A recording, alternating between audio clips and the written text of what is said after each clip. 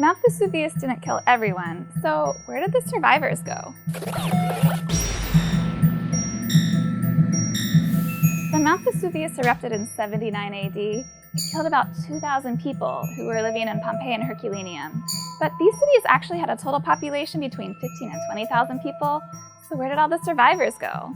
One researcher, Stephen Tuck at Miami University in Ohio, actually did a lot of research to find this out. And he found out people actually mostly stayed local along the southern coast of Italy in cities like Naples and Cumae. And he found all these historical records basically looking for last names that were unique from this area of Pompeii and then seeing where they showed up after the eruption happened. So for instance, there's the story of Vettia Sabina. This is a woman who apparently came from Pompeii, and she married another refugee who had escaped the volcano, which was actually common. A lot of these volcanic refugees married each other because they had a similar culture. And she was later buried in Naples, and her family tomb had the words Have inscribed on the outside.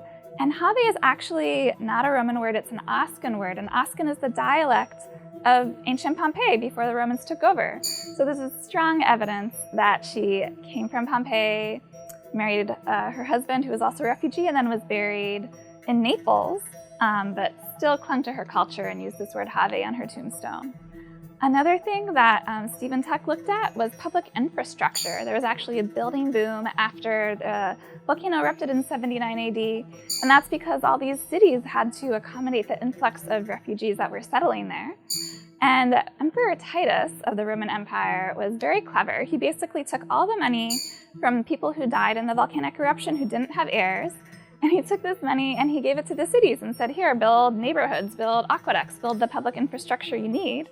And then because he was clever, Emperor Titus took credit for all of these buildings. And here is a plaque you can see where he's saying, you're welcome for this new building. However, while this study really does shed light on where people ended up, it actually misses a lot. And the researcher himself, Stephen Tuck, said that he drastically undercounts where the refugees went because a lot of people didn't have last names that were in the historical record or last names that were unique. So it's really hard to know where they went. And this may forever be a mystery.